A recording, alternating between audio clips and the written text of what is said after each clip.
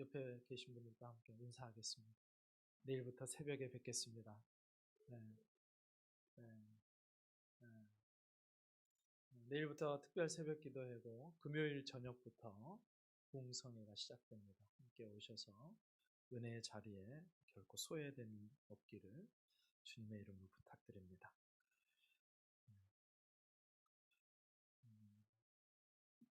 예전에 고문 기술자로 알려진 이근환이라는 사람이 있습니다. 이분이 이제 대공 전문 수사관이었는데 주특기가 관절빼기였다고 그럽니다. 그의 별명이 몇 가지가 되는데 고문 기술자, 인간 백정, 또 지옥에서 온 장의사였습니다. 상당히 악명 높은 사람이었습니다. 이 사람 때문에 고문을 당하고 간첩 누명을 쓴 사람이 아주 많았다고 이야기합니다. 1960년대 납북됐다가 귀환한 어부의 가족 박모 씨는 1978년 불법으로 이제 체포되는데 이 사람을 이근환이 맞습니다. 한 달 동안 불법으로 감금하고 고문하는데 끝내 그 고문을 이기지 못해가지고 결국 자백을 해요. 그리고 국가보안법 위반 혐의로 징역형 집행유예를 선고받습니다. 그렇게 석방되기 전에 무려 265일 동안 옥살이를 하게 됩니다. 근데 나중에 이 이근환 씨가 그의 자서전에서 이 사건을 언급하면서 간첩이라고 자백했노라고 그렇게 써가지고 2차 가해를 합니다. 네, 법정에 가가지고 이제 보상 판결까지 이제 받게 되는데 그 이후에 박 씨는 재심을 통해서 무죄를 선고받습니다.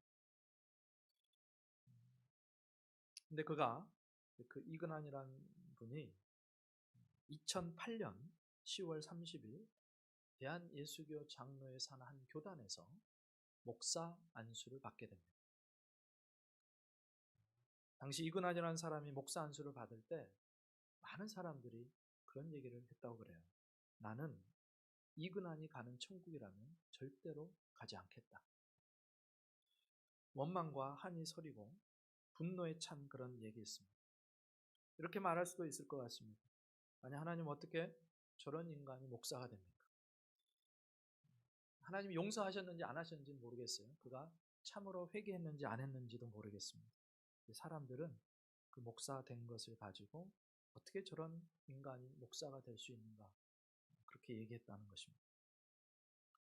오늘 우리는 유다 왕국의 왕 중에서 악명 높기로 소문난 한 왕을 만나는데 그 사람이 바로 므낫세 왕입니다. 열왕기서의 기록에 의하면 남유다 왕국이 멸망한 것이 바로 이 사람 때문이랍니다. 므낫세는 그래서 남유다 왕들 중에서 가장 악랄한 왕. 게다가 악랄하면 좀 통치가 빨리 끝났으면 좋겠는데 무려 55년을 통치합니다. 다윗도 솔로몬도 한 40년 통치하고 내려갔는데 이 므낫세라는 사람은 55년을 통치해요. 하나님 어떻게 이러실 수가 있어요? 라는 생각이 들지 않습니까? 악한 자면 빨리빨리 심판하시고 다음 사람 올리시면 될 건데 하나님이 그를 55년 동안이나 두고 보셨다는 겁니다. 하나님 어떻게? 그런데 이제 거기다가 심지어 말년에는 이 악한 자를 용서하셨다고 하고 그에게 은혜를 베푸셨다 그런 이야기가 나옵니다. 어떻게 그러실 수가 있습니까? 하나님 정말로 그러셨습니까? 질문이 나옵니다. 오늘 므낫세에게 일어났던 일들을 살펴보면서 이 질문에 대한 대답을 한번 찾아가 봤으면 좋겠습니다. 오늘 본문이 이렇게 시작해요. 1절 이렇게 시작합니다. 므낫세가 왕 위에 오를 때 나이가 12세라 예루살렘에서 55년 동안 다스립니다. 12살에 왕 위에 올라서 55년 동안을 다스렸답니다. 그의 아버지는 그 유명한 성군 히스기야 왕이에요. 하나님을 잘 섬기고 닫혔던 성전의 문을 열고 유다 백성들에게 예배의 문을 활짝 열어준 사람 히스기야.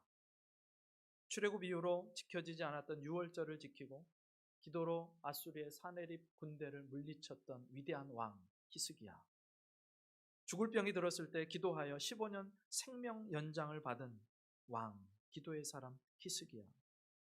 여러분 히스기야의 이런 면모를 보면 아마도 그 아들 므낫세도 히스기야 정도는 아니지만 그래도 남유다에서 보통 이상의 선한 왕으로 그렇게 왕의 직분을 수행하지 않을까 그런 기대를 하게 됩니다. 그런데 므낫세는 우리 그런 기대를 완전히 무너뜨리죠. 이 므낫세라는 이름의 뜻이요, 망각이라는 뜻입니다. 잊어버렸다 그런 뜻이, 잊어버림. 사실 이 이름은 요셉이 애굽에서 총리가 되고 결혼을 하고 첫 번째 아들을 낳았을 때 지어준 이름입니다. 므낫세, 잊어버렸다. 그런 말을 한 이유가 있죠. 요셉은 형들에게 팔리고 노예로 팔려서 보디발의 집에 들어가서 죽도록 노예 생활을 하고 거기다가 또 누명을 쓰고 감옥에 갇혀서 억울한 옥살이를 하게 됩니다. 근데 그 인생이 거기서 끝나지 않고 마침내 하나님의 때가 됐을 때 요셉을 하나님께서 애굽의 총리로 세우시고 결혼하게 하시고 또 자녀까지 낳게 하시고 그래서 이전의 모든 고통을 잊어버릴 만한 은혜를 받고 그 하나님을 기억하면서 하나님께서 잊어버리게 하셨습니다. 하나님 그 고난과 아버지 집의 일들을 형에게 원수 갖고 싶은 마음들을 다 잊어버리게 하셨습니다. 그래서 첫째 아들의 이름을 잊어버림 므낫세라고 지었어요. 히스기야가 자기 아들에게 므낫세라는 이름을 줄 때도 아마 그런 의도가 있었을 것 같아요. 아버지 아하스 왕 때, 히스기야의 아버지 아하스 왕 때 아수르의 봉신 역할을 합니다. 그리고 아수르의 문물을 받아들이고 심지어 아수르의 종교까지 받아들입니다. 남유다는 그때 우상 숭배가 만연했습니다. 심지어 아하스는 어떤 마음이었는지 모르겠지만 예루살렘 성전문을 완전히 닫아버립니다. 예배가 멈추게 돼요. 그런데 하나님께서 그런 유다의 영적인 판도를 히스기야 때 뒤집어 주십니다. 성전문을 열게 되었고 예배가 회복되었습니다. 그 일을 하는 제사장들과 레인들의 마음을 하나님께서 움직여 주셔서 그 일들의 진척이 빠르게 되었습니다. 영적인 부흥이 일어나게 되었고 출애굽 이후에 한 번도 지켜지지 않았던 유월절을 지키는 그런 은혜를 경험합니다. 부친 아하스 왕 때 영적인 그 어둠과 난맥상을 잊게 할 만큼 하나님의 은혜가 컸습니다. 하나님께서 그 과거의 영적인 혼돈을 잊어버리게 할 만큼 내게 주신 또 우리 시대에 주신 하나님의 은혜가 큽니다 라는 그런 의미에서 히스기야는 자신의 아들을 낳고 므낫세 잊어버림이라는 이름을 짓습니다. 근데 문제는 뭐냐? 므낫세가 잊어버리지 말아야 될 것을 잊어버리고 잊어버려야 될 것을 잊어버리지 않는 그런 모습을 보여줬다는 거예요. 열왕기서와 역대기서의 연대를 통해서 보면 므낫세가요 주전 710년경에 출생합니다. 히스기야의 통치 약 5년째 되던 해예요. 그리고 주전 701년에는 아수르 왕 사네립이 침공하고 또 히스기야는 죽을 병에 듭니다. 15년 생명 연장을 받아요. 그리고 히스기야는 12살이 되던 므낫세와 공동 통치를 시작합니다. 이때가 주전 697년이에요. 그리고 주전 642년까지 무려 55년간 므낫세가 통치하고 남유다를 그렇게 다스리게 됩니다. 이런 타임라인에 의하면 므낫세는요 어린 나이기는 했지만 아수르 군대가 침입해 온 것을 직접 경험한 것이고 또 하나님께서 아수르 군대를 완전히 멸망시킨 것을 또 눈으로 본 사람입니다. 아버지 히스기야가 죽을 병에 들었다가 기도해서 15년 생명 연장을 받은 것도 므낫세가 알고 있어요. 그러니까 므낫세는요 하나님의 역사를 눈앞에서 경험한 사람. 그런데 어쩐 일인지 기억해야 될 하나님은 잊어버리고 하나님의 은혜와 하나님의 돌보아 주심을 다 잊어버립니다. 그의 이름대로 므낫세 됩니다. 고난과 아픔을 잊어버렸다는 의미에서 지어준 이름인데 므낫세는 하나님의 은혜와 회복을 잊어버리게 되는 거예요. 너무너무 안타깝습니다. 그럼 도대체 므낫세의 문제가 뭐였을까? 그가 분명 그의 시대에 하나님의 역사를 봤는데 그의 아버지는 정말로 하나님을 잘 섬긴다고 하는 성왕이라고 이름난 왕인데 어떻게 그가 그렇게 됐을까? 므낫세는요 자기 아버지 히스기야처럼 하나님을 자기만의 하나님으로 경험하지 못했습니다. 그게 문제예요. 하나님은 내 아버지 히스기야의 하나님이고 이스라엘의 하나님일지 몰라도 나의 하나님은 아니었다는 거예요. 아브라함의 하나님, 이삭의 하나님, 야곱의 하나님, 그 각 조상들이 경험한 하나님이 있습니다. 그런데 내가 경험한 하나님은 없다는 거예요. 므낫세는 하나님을 인격적으로 만나지 못한 겁니다. 그래서 결국 은혜도 잊어버리고 하나님도 잊어버리고 그 아까운 세월들을 다 잃어버리게 됩니다. 여러분, 아무리 아버지가, 아무리 어머니가 하나님을 경험하는 신앙의 사람이었다고 해도요, 그 아들이 내가 직접 하나님을 경험하지 못한다면 신앙은 우리 다음 세대로 제대로 전수되지 못합니다. 여기에 우리 고민이 있죠. 여러분, 히스기야의 믿음과 신앙이요, 아들 므낫세에게 그대로 옮겨가면 좋은데 므낫세가 하나님을 인격적으로 개인적으로 만나지 못하니 그 신앙이 단절되고 말았다는 거예요. 여러분, 지식으로 배워서 그냥 그렇게 알게 된 하나님, 그냥 읽어서 알게 된 하나님이 아니라 삶의 경험으로 직접 경험해서 한 하나님, 그분과 교제함으로 하나님을 알아야 신앙이 계속되는 것입니다. 다음 세대가 하나님을 경험할 수 있는 기회를 계속해서 줘야 되고 우리는 그 일을 위해서 계속해서 힘쓰고 애쓰고 기도하고 노력해야 되는 거예요. 왜냐하면 하나님을 잊어버리면 그 인생을 잃어버리게 되기 때문입니다. 하나님을 잊어버리면 그 인생도 삶의 방향과 존재 이유를 다 잃어버리는 거예요. 이 므낫세의 잊어버림이요, 우리와 우리 다음 세대에서는 반복되지 않아야 된다는 것입니다. 여러분, 하나님을 경험하시길 바랍니다. 힘써서 경험하십시오. 기도하며 경험하시고 예배하며 경험하시고 말씀을 묵상하는 중에 경험하시고 순종하면서 경험하십시오. 그리고 우리의 자녀들이 내가 경험한 그 하나님을 동일하게 경험할 수 있도록 이런 기회를 제공하고 계속해서 기도해 주셔야 되는 겁니다. 그래서 우리 아이들이요, 자꾸 말씀을 듣는 자리에 나와야 돼요. 하나님의 은혜가 풍성한 자리에, 기도하는 자리에 나와야 됩니다. 이번 주 금요일부터 부흥성회가 있는데 말씀의 잔치의 자리입니다. 우리 아이들 다 데리고 오십시오. 제가 부모님께 감사하는 것 중에 하나가 뭐냐면 어렸을 때부터 부흥성회가 있을 때마다, 말씀의 잔치가 있을 때마다 저와 제 동생들을 데리고 계속해서 그 자리에 아버지 어머니가 인도해 주었다는 거예요. 거기에서 말씀이 들려오고 거기에서 하나님을 만나게 되고 거기에서 제가 있게 된 것입니다. 그러니까 그것이 우리가 자녀들에게 해줄 수 있는 최고의 선물이라는 것입니다. 그렇게 하나님을 잊어버린 므낫세가 어떤 행동을 하느냐, 2절 3절에 이런 이야기가 나옵니다. 여호와 보시기에 악을 행하여 여호와께서 이스라엘 자손 앞에서 쫓아내신 이방 사람들의 가증한 일을 본받아 그의 아버지 히스기야가 헐어버린 산당을 다시 세우며 바알들을 위하여 제단을 쌓으며 아세라 목상을 만들며 하늘의 모든 일월 성신을 경배하여 섬기며, 이렇게 나옵니다. 처음부터 심상치 않아요. 므낫세가 하나님 보시기에 악을 행하여. 므낫세의 아버지 히스기야는요, 산당을 다 헐어버렸습니다. 그곳에서 하나님 섬김과 우상 숭배가 교묘하게 혼합되어 행해졌기 때문에 우상 숭배를 철저하게 없애기 위해서 히스기야는요, 전 국토에 있는 산당들을 다 없애기 시작합니다. 그리고 열심히 개혁합니다. 신앙의 개혁을 해요. 히스기야는요, 신앙을 쌓아 올립니다. 그런데 그 아들 므낫세가요, 아버지가 쌓아 올렸던 그 신앙의 탑을 다 한순간에 무너뜨리는 거예요. 여러분, 쌓기는 너무너무 어려운데 무너뜨리기는 한순간이라는 거 여러분 아실 겁니다. 여러분, 우리 자녀들에게요, 신앙이 제대로 전수되지 않으면요, 우리가 일평생 걸려 쌓아 올린 것들, 그것들이 단 한순간에 그 공든 탑이 무너져 내릴 수 있다는 것을 므낫세를 통해서 확인하게 됩니다. 여러분은 자녀들에게 무엇을 물려주려고 하십니까? 내가 자녀에게 물려줄 수 있는 최고의 선물은 신앙이에요. 최고의 선물은 예수님의 십자가예요. 신앙이에요. 믿음이에요. 하나님을 경험하게 해줘야 됩니다. 내 어머니의 하나님, 내 아버지의 하나님이 이제 나의 하나님입니다라고 우리 자녀들이 고백할 수 있게 만들어줘야죠.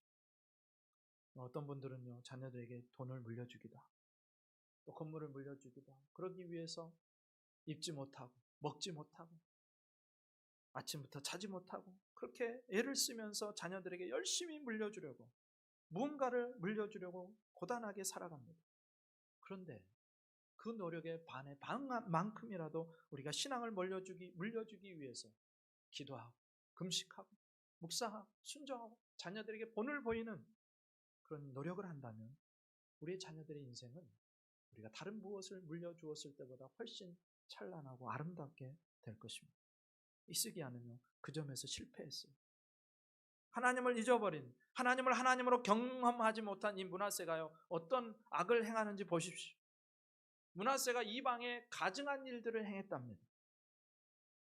하나님께서 이스라엘 앞에서 쫓아내셨던 가나안 사람들이요, 그때 우상을 섬기고 심히 음란했습니다. 그걸 다 본받아요. 심지어 므낫세 왕이요, 백성들이 그 가증한 일을 따라서 하도록 꼬드깁니다. 부추겨요. 노골적으로 밀어줍니다. 우상 숭배를. 특별히 히스기야가 공들여 헐어버린 그 전국의 산당들을 재건해요. 그 산당들이 우상 숭배의 전진기지가 됩니다.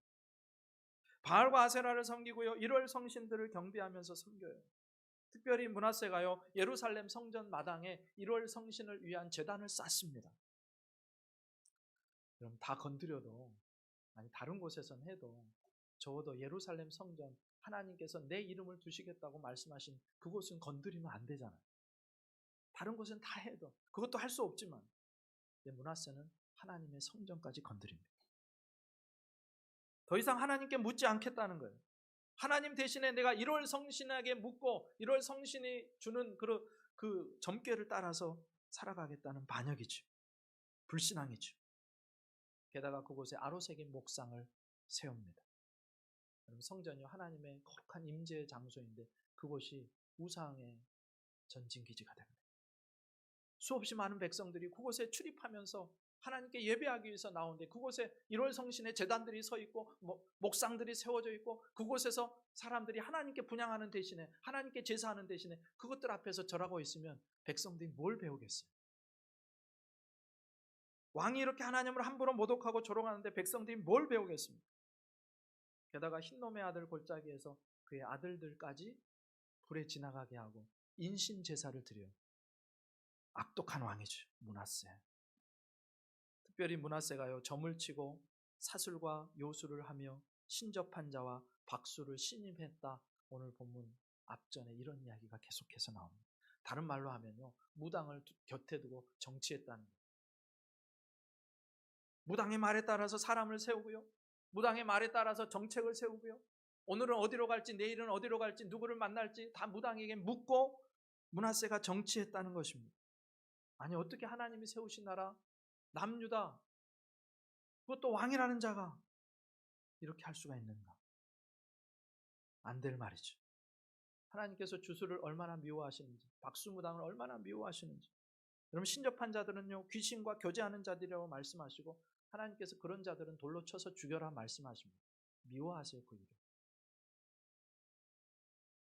근데 므낫세가 그 하나님이 미워하시는 일을 꼬박꼬박 그것들 다 찾아서 하나도 빠짐없이 다 행합니다.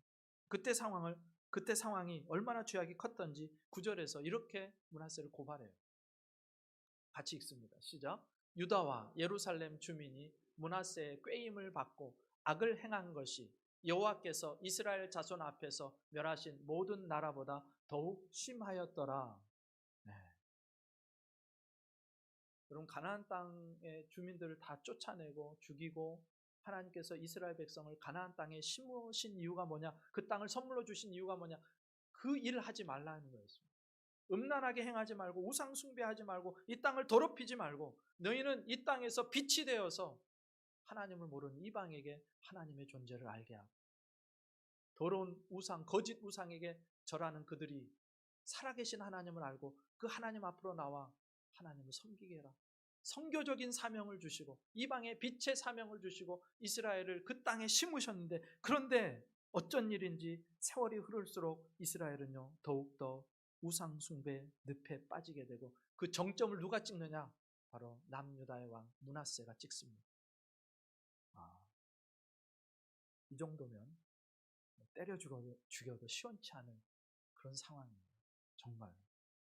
게다가 열왕기하의 고백에 따르면요, 므낫세가 무죄한 자의 피를 심히 많이 흘렸답니다. 여러분, 악한 통치자가 들어서면 무고한 백성들이 많이 죽습니다. 옳은 소리를 하는 백성들이 많이 죽습니다. 게다가 하나님께서 선지자를 보내서 말씀하시는데, 계속해서 타이르세요. 돌아와라, 돌아와라. 우상숭배에서 돌아와라. 10절에 이렇게 말씀하세요. 여호와께서 므낫세와 그의 백성에게 이르셨으나, 돌아오라고 이르셨다는 거예요. 그만 우상숭배해라 이르셨다는 거예요. 근데 그들이 듣지 아니하므로,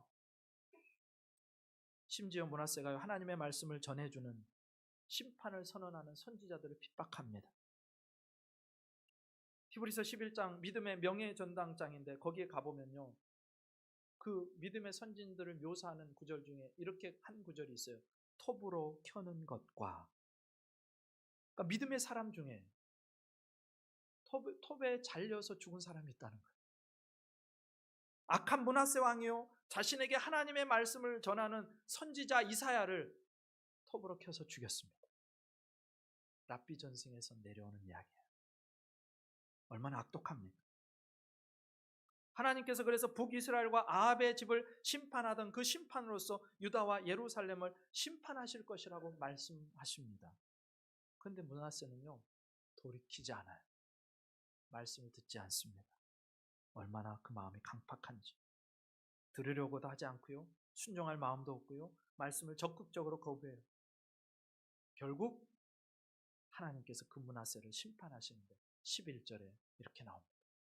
여호와께서 아수르 왕의 군대 지휘관들이 와서 치게 하시며 그들이 므낫세를 사로잡고 쇠사슬로 결박하여 바벨론으로 끌고 간지라.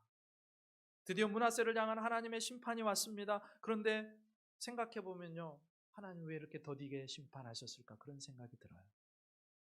아니, 그렇게 악한 자면 좀 빨리 좀 없애주시지 왜 그렇게 더디게 하셨을까? 근데 이 상황에서 또 깨닫는 게 있죠.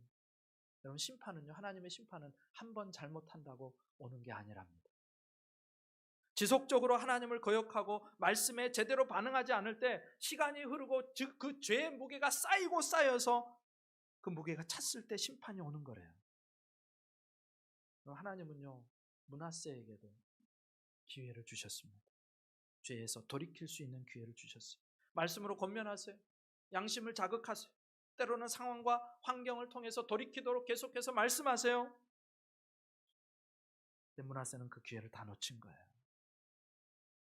그래서 우리의 삶을 계속해서 돌아봐야 되는 이유가 여기 있습니다. 혹시 하나님께서 므낫세를 참아주시듯이 나를 참아주고 계시는 건 아닌가? 여러분, 나에게 계속해서 하나님 기회를 주시는데 내가 그 기회를 낭비하고 있는 건 아닌가? 여러분, 내 삶에 므낫세의 치세와 같이 내 삶에 아무런 일이 안 일어난다고 내가 하나님 앞에서 바로 살고 있다는 증명이 되지 않다는 것을 므낫세를 통해서 기억하셔야 됩니다. 하나님이요, 참아주시고 기다려주시고 애타하시고 그렇게 시간을, 그 기회를 주셨을 수 있다는 말입니다. 이 부분에서 더욱더 우리 주목을 끄는 부분이 있는데, 바로 므낫세가요, 그토록 의지하고 충성하던 아수르로부터 공격을 받았다는 사실. 사실 므낫세는요, 친아수르 정책을 대표했던 대표적인 왕입니다. 하나님을 섬기지 않고 아수르에게 계속해서 조공을 바치고 우리 좀 잘 봐주세요 그러던 왕.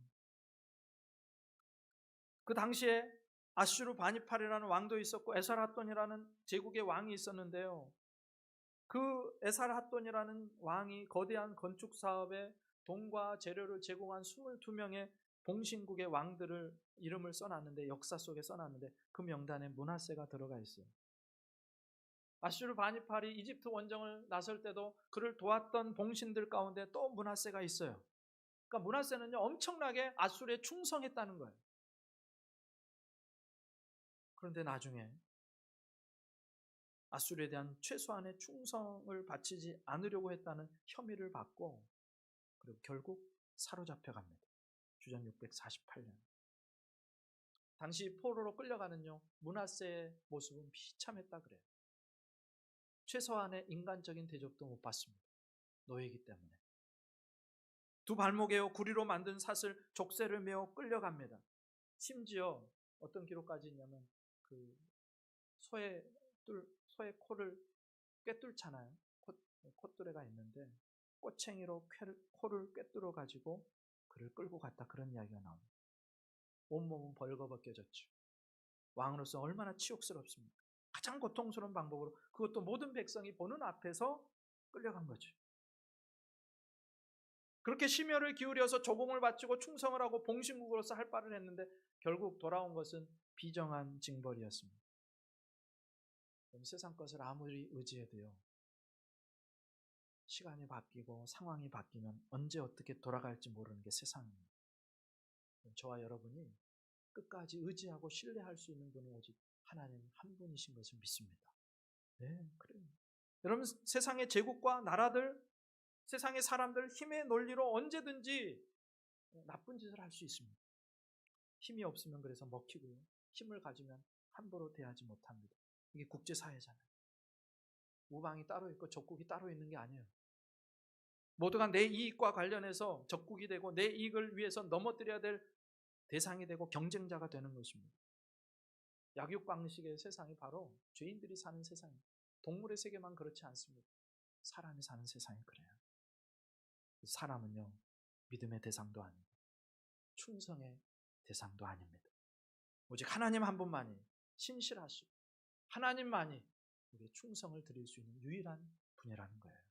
하나님만이 우리의 피난처가 되시고 우리의 참 소망이 되시는 줄 믿습니다. 므낫세는요, 그래서 아수르를 의지할 게 아니라 그 아수르의 18만 5천 대군을 한순간에 멸하신 하나님을 의지했어야 옳습니다. 그런데 너무너무 안타깝죠. 하나님 의지하지 않죠. 므낫세의 이야기가 여기서 끝나버렸다면 그랬나 보다. 죄를 지었고 심판을 받았고 충분히 그럴 만하지. 상황에 반전이 일어나요. 하나님의 심판을 받고 아수리의 공격을 받아가지고 포로로 끌려가서 바벨론 땅에 포로되어 있던 므낫세가요, 우리의 상상을 뛰어넘는 일을 합니다. 12절, 13절 함께 읽습니다. 시작. 그가 환난을 당하여 그의 하나님 여호와께 간구하고 그의 조상들의 하나님 앞에 크게 겸손하여 기도하였으므로 하나님이 그의 기도를 받으시며 그의 간구를 들으시사 그가 예루살렘에 돌아와서 다시 왕위에 앉게 하심에 므낫세가 그제서야 여호와께서 하나님이신 줄을 알았더라. 아멘. 여러분, 므낫세가 하나님께 그렇게 끌려가서요, 비참한 신세가 되어서야 하나님께 간구하기 시작했답니다. 그동안 하나님 그렇게 말씀하셔도 말씀도 듣지 않고 거들떠 보지도 않던 이 므낫세가 자기의 몸이 찢기고 고통스러울 때야 비로소 하나님을 구하는 거예요. 여기서 환난이란 말은요, 몸을 움직이지 못할 정도로 사방이 꽉 막힌 상태였다는 것입니다. 숨이 막혀서 너무너무 고통스러운 상태, 므낫세가 당하고 있는 상황. 비로소 그때 하나님께 므낫세가 간구하고 교만하던 마음을 겸손하게 낮춰요. 이 간구한다는 말이 있는데요, 어느 정도냐면 마음의 고통이 너무 심해서 육신의 병이 날 정도로 하나님께 간구했답니다. 누가요? 그 악한 므낫세가. 한마디로요, 죽기 살기로 하나님께 구했다는 거예요. 앞을 보고 뒤를 보고 옆을 보고 사방을 둘러봐도 살아날 길이 없으니까, 소망이 없으니까 그제서야 하늘을 보는 겁니다. 그럼 앞뒤 사방 보기 전에 저와 여러분 먼저 하늘을 볼 수 있기를 주님의 이름으로 축복합니다. 먼저 하나님을 봐야죠. 그런데 다 빼앗기고 다 잃어버리고 만신창이가 되어서야, 그때서야 하나님을 보는 거예요. 그것도 다행이긴 해요. 공부할수록 더욱 하나님을 무시하고 경멸하는 사람들이 있는가 하면 므낫세는 그래도 다행이죠. 그 어려운 상황 속에서 하나님을 봤으니까 죽을 힘을 다해서 기도합니다. 내 몸에 병이 날 정도로 기도해요. 여러분, 혹시 그런 경험 있으세요? 죽을 만큼 힘들어서 죽을 만큼 힘을 써서 하나님 앞에 기도하신 경험이 혹시 있으십니까? 그럼 저와 여러분에게 이런 생명을 건 기도가 있기를 주님의 이름으로 부탁드립니다. 그럼 일생에 한 번은요, 그런 기도를 해야 되잖아요. 여러 번은 못해도요, 내 일생에 한 번은 하나님 나를 안 만나주시면 내 인생은 없습니다. 하나님 내 인생에 개입해 주지 않으면 나는 소망이 없습니다. 그렇게 하나님 앞에 몸부림치고 죽기 살기로 간구하는 한 번의 시간은 있어야 되잖아요. 마치 므낫세가 그랬던 것처럼 여러분은 여러 번 제가 요구하지 않습니다.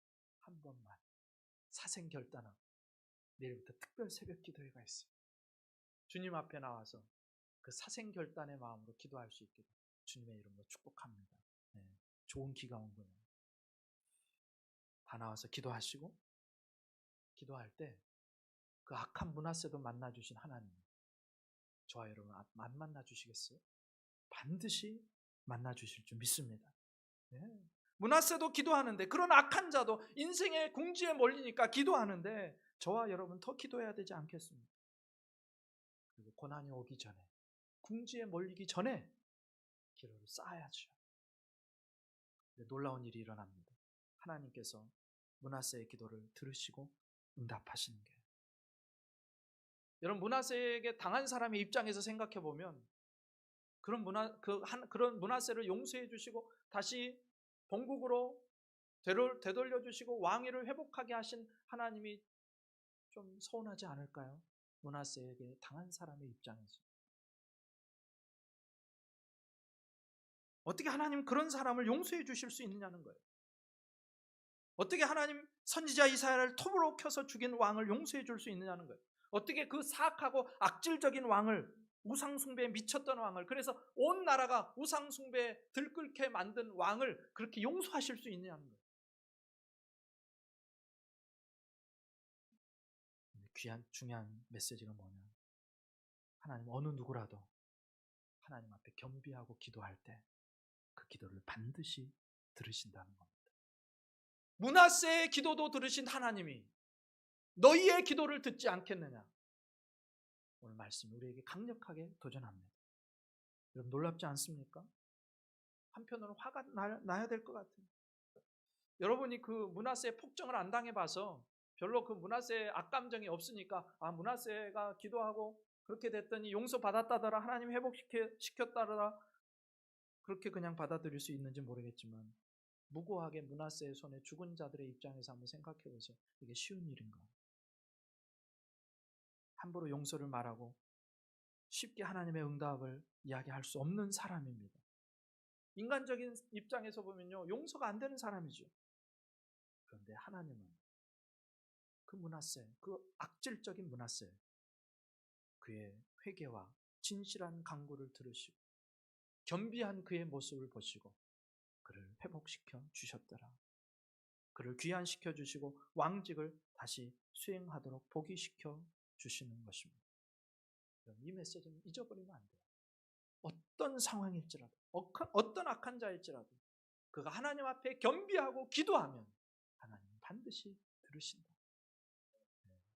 시편 51편 17절에 다윗이 이런 고백을 합니다.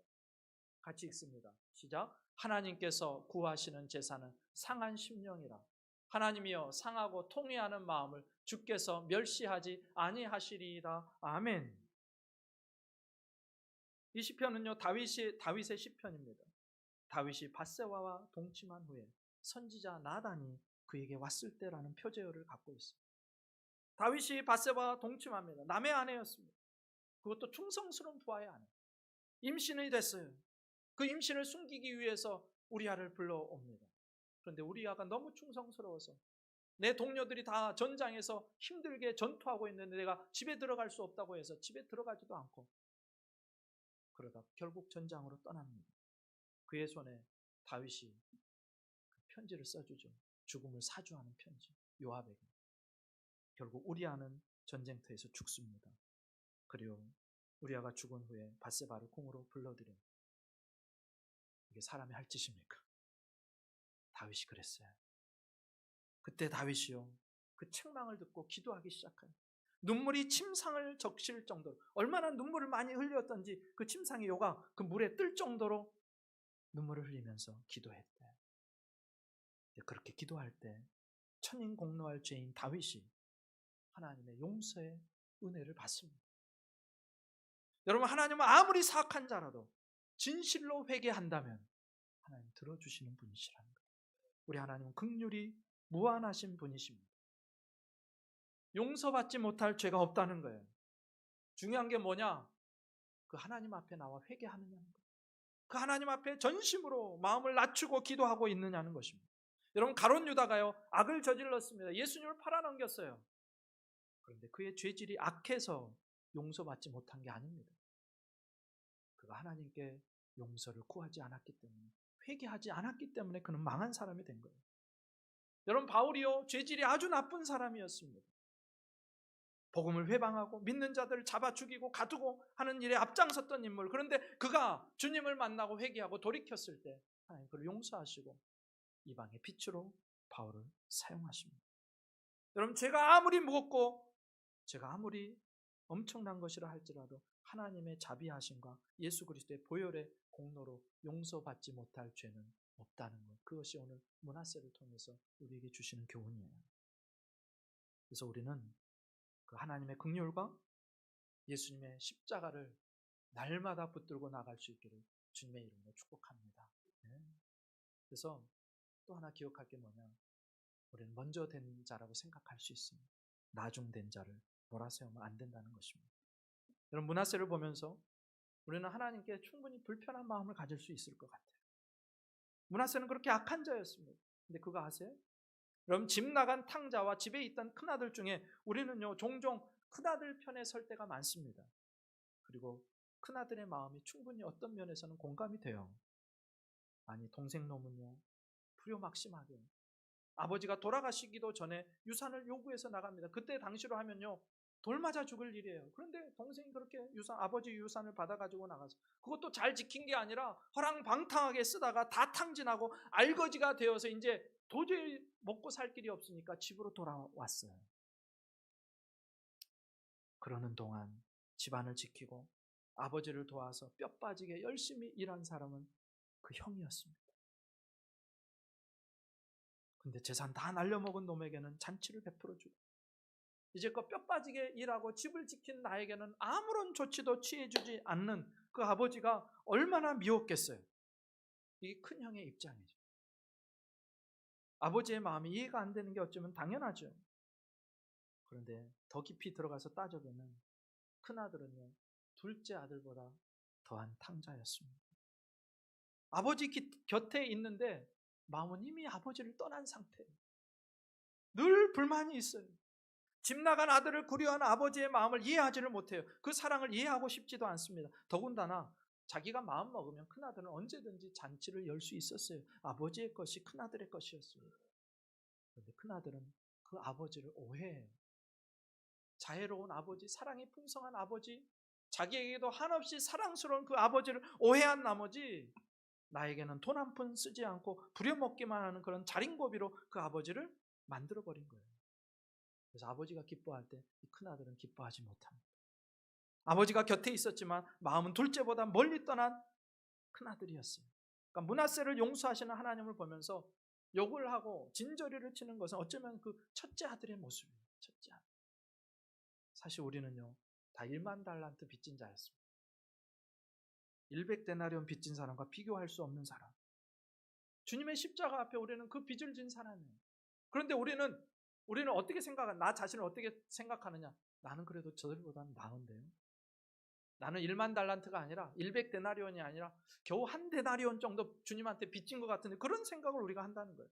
나는 그래도 저 인간보다는 낫습니다. 나는 그래도 저 인간보다는 깨끗한 것 같은데요. 주님, 내가 그렇게 비난받을 일을 하지는 않았지 않습니까? 그거 아십니까? 그런데 하나님 앞에서 우리도 저들과 똑같이 영원한 심판에 떨어질 죄인이었다는 거예요. 여러분, 예수님의 십자가 앞에서요, 나는 당당합니다. 나는 별로 주님께 빚진 것이 없습니다. 나는 그렇게 큰 죄인이 아닙니다. 라고 말할 수 있는 사람은 단 한 사람도 없다는 것입니다. 하나님은요, 그런 심정으로 므낫세를 기다려 주셨고 결국 그가 하나님을 알고 하나님을 섬기는 자리로 므낫세를 이끌어 가십니다. 이 므낫세를 용서해 주신 하나님이시기 때문에 저는 참 다행이라는 생각이 들었습니다. 그런 하나님이시기 때문에 저를 용서해 주셨습니다. 그런 하나님이시기 때문에 저와 여러분을 용납해 주셨습니다. 여러분, 우리 모두는 사실 다 망할 죄인들이에요. 우리 안에 므낫세가 다 있습니다. 하나님을 잊어버리고 하나님을 역행하는 모습들이 다 있어요. 우리에게 힘이 주어지지 않고 돈이 주어지지 않고 권력이 주어지지 않아서 그것이 드러나지 않았을 뿐 우리도 그 자리에 가면 어떻게 할지 모르는 인생들이라는 것입니다. 죄인들에게 소망이 있는 이유는 므낫세를 용서해 주신 하나님이 여전히 그 므낫세를 기다려 주셨던 것처럼 그 죄인들을 기다려 주고 계시기 때문에 그렇습니다. 하나님이 참아주지 않으셨다. 저와 여러분은요, 어떻게 됐을지 아무도 모릅니다. 그래서 우리의 인생은요, 하나님의 은혜로 밖에는 설명할 길이 없는 줄 믿습니다. 그래서 그 므낫세의 모습 속에서 나를 봐야 돼요. 그 므낫세의 악함 속에서 나의 악을 봐야 되고 나의 죄를 보아야 한다는 것입니다. 그리고 그런 나를 참아주시고 기다려주시고 용서해주시고 용납해주시고 자녀 삼아주신 주님 앞으로 날마다 더 가까이 나아가는 그런 삶을 살아야 하는 것입니다. 여러분, 그렇게 하나님의 은혜를 입고 예루살렘에 돌아온 므낫세가 움직이기 시작하는데 14절부터 17절에 그 이야기들이 쭉 나옵니다. 오늘 다 읽지는 않겠습니다. 근데 므낫세가 그 전까지요, 하나님이 진짜 하나님이신 줄은 몰랐는데 비로소 여호와가 진짜 하나님이시구나, 진짜 참신이시구나, 그것을 알게 되니까 그때부터 어떤 일이 일어나냐, 그의 삶이 변하기 시작합니다. 과거의 모든 죄악들을 척결해 나가기 시작해요. 주저하지 않습니다. 하나님 살아계시다는 걸 알았고 하나님만이 참신이라는 걸 알았기에 그 삶을 정리하기 시작합니다. 자기가 세웠던 그 이방의 우상의 제단들을 다 뜯어내서 불태우고요, 버리기 시작합니다. 성전을 거룩하게 만듭니다. 앗수르를 의지하지 않기로 결단하고 작정합니다. 성벽들을 세우기 시작합니다. 그리고 전 유다 백성들을 향해서 오직 하나님만 섬기라, 그렇게 선포합니다. 바벨론의 포로로 끌려가기 전에 므낫세와 거기에서 죽을 고생을 하고 하나님 앞에 경비하여서 기도하던, 그리고 하나님의 능력을 체험한 이후에 돌아온 므낫세는 완전하게 다른 사람이 됐어요. 완벽하게 다른 사람이 됐습니다. 여러분, 회개는요, 삶의 변화를 반드시 가져오게 되어 있어요. 회개는 눈물 조금 흘렸다고 끝나는 게 아니에요. 하나님이 살아계신 것을 알았으니 내 인생 하나님께 온전하게 헌신합니다, 드립니다. 그리고 우상의 모든 것들을 다 제거하고 하나님만 따르고 하나님의 말씀에 순종하는 사람이 되는 것입니다. 여러분, 하나님을 만나기 전과 만난 후 여러분 어떤 삶의 변화가 있었는지 한번 곰곰이 생각해 보세요. 변화는 선택이 아니에요. 그냥 뭐 한다고 결정하는 게 아닙니다. 변화는 당연한 귀결이에요. 진짜 하나님을 만났다면 그 악독한 므낫세가 변화된 것처럼 우리도 변화되어야 될 줄 믿습니다. 말씀을 마무리합니다. 므낫세는요, 유다 열왕 중에서 가장 악명 높은 왕이에요. 하나님에 대해서 반역하고 무고한 사람을 수없이 죽이고 예루살렘 성전을 모독하고 성전을 우상의 전진기지로 만신전으로 만들어버린 사람. 그런데 하나님은 그런 므낫세조차도 기회를 주시고 시간을 기다려 주셨습니다. 그리고 포로라는 고난을 통해서 결국 그 므낫세가 하나님 인정하고 하나님 앞에 겸비하고 돌아서서 기도할 수 있게 하셨고, 그런 므낫세를 하나님 회복시켜 주십니다. 근데 이 일은요, 열왕기 상하에 기록되어 있지 않아요. 그럼 왜 역대기 상하의 기자는 열왕기서에 나와 있지 않은 이 므낫세의 회개와 기도를 보여줄까? 사실 역대기의 1차 청중들이 누구냐면요, 포로에서 돌아온 귀한 백성들입니다. 당시 포로에서 돌아온 유다 백성들이요, 므낫세와 같은 처지지요. 므낫세가 죄악 때문에 바벨론의 포로로 끌려가고 거기서 부르짖으며 기도하고 하나님의 은혜를 입어가지고 돌아와서 예루살렘 성을 재건했던 것처럼 포로 귀한 공동체도 마찬가지예요. 죄를 짓고 그곳에 유배되었고 하나님의 은혜로 다시 돌아오게 되었습니다. 이제 할 일이 뭐예요? 므낫세가 그랬던 것처럼 이 예루살렘을 재건하고 하나님을 섬기는 예배를 회복하고 성전을 다시 세우고 그리고 하나님 앞에 온전히 세워져 가는 일, 그 일을 위해서 므낫세의 모습을 보여줍니다. 하나님의 백성이 하나님 앞에 겸비하여 회개하며 기도할 때 어떤 놀라운 일이 펼쳐지는가를 므낫세를 통해서 포로 귀한 공동체에게 보여주고 싶었던 거죠. 여러분, 하나님은요, 므낫세와 같은 자도 용서하시고 회복하시는 하나님이십니다. 우리는 그때로부터 수천 년이 지난 세월을 살고 있습니다. 그런데 하나님은 그때나 지금이나 변함없이 신실하신 하나님이십니다. 그때 므낫세가 하나님 앞에 겸비하고 기도했을 때 그 회복시키셨던 것처럼 오늘도 하나님은 당신의 백성이 겸비하고 기도할 때, 전심으로 하나님 앞에 부르짖을 때 므낫세를 회복시키시고 다시 예루살렘 성전의 예배를 회복시키셨던 것처럼 우리의 삶을 회복시키시고 우리의 예배를 회복시키시고 심지어 우리 때문에 이 나라, 이 민족도 회복시키시는 줄 믿습니다. 그 은혜를 경험하는 저와 여러분 되시기를 주님의 이름으로 축복합니다. 기도드리시겠습니다.